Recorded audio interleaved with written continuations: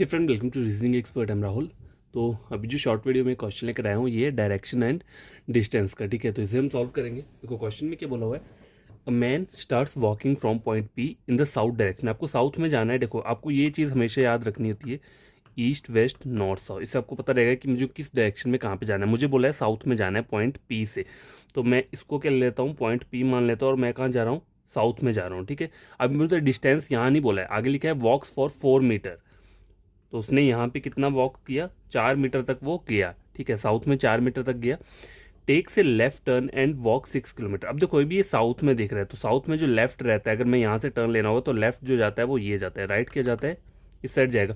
तो मुझे लेफ्ट बोला है तो मुझे इस साइड जाना है, कितना जाना है, और 6 मीटर बोला हुआ है। ठीक है, तो 6 मीटर का डिस्टेंस थोड़ा ज़्यादा लूंगा मैं, 4 ये है तो 6 थोड़ा ज़्यादा ले लिया। Now he takes a right turn and walk 2 metre. अब देखो राइट जाना है, अभी डायरेक्शन क्या है इसकी, ईस्ट है। अब ईस्ट में कोई अगर देख रहा है तो उसका राइट क्या रहेगा ये, और लेफ्ट क्या रहेगा ऊपर वाला। तो अभी उसको राइट में जाना है कितना, 2 मीटर। तो राइट में 2 मीटर में यहाँ पे इतना चला गया यहाँ पे। ठीक है, finally takes a right turn and stops after walking 4 metre. ठीक है, अब उसने यहाँ से राइट जाना है, फिर से साउथ में आ गया। अब साउथ में जब राइट जाएगा तो इस साइड जाएगा, और कितना बोला हुआ है, 4 मीटर बोला हुआ है। तो ये टोटल 6 है, तो 4 कितना लूंगा मैं, इतना लूंगा, 4 मीटर यहाँ तक ले लिया मैंने। ठीक है, अब बोला है find his distance from point P. आपको ये वाला डिस्टेंस फाइंड आउट करना है, पी से लेके जो डॉटेड में लगा रहा हूँ यहाँ तक। तो यहाँ पे आपको पाइथागोरस थ्योरम लगाना पड़ेगा, पाइथागोरस थ्योरम। तो देखो लगेगा कैसे, आपको यहाँ पे इस तरीके से इसको डॉटेड खींच लो। ठीक है, अब आपको यहाँ पे डिस्टेंस पता लग जाएगा। आपको ये लंबी वाली साइड लेनी है, तो यहाँ का डिस्टेंस कितना है, देखो ये यहाँ से यहाँ तक कितना है, 4, 4 और 2 कितना हो गया, 6। तो 6 का स्क्वायर प्लस, और ये कितना है डिस्टेंस यहाँ पे 4, ये कितना बचा 2, तो 2 का स्क्वायर ले लिया, तो कितना हो गया 36, 4 36 40 हो गया। ठीक है, √40 आ रहा है।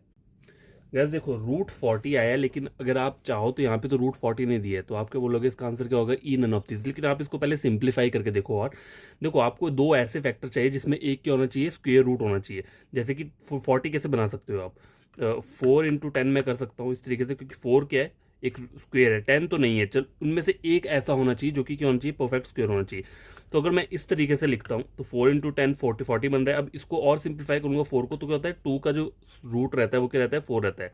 ठीक है, लेकिन 10 तो एज इट इज रहेगा, अब 10 का तो कुछ नहीं होगा, तो इसको हम क्या लिख सकते हैं, इस तरीके से लिख सकते हैं। अब ये वाला ऑप्शन तो आपको यहाँ पे कहीं नहीं दिया हुआ है, इसलिए हम क्या करेंगे, इस पर नन ऑफ दीज करेंगे।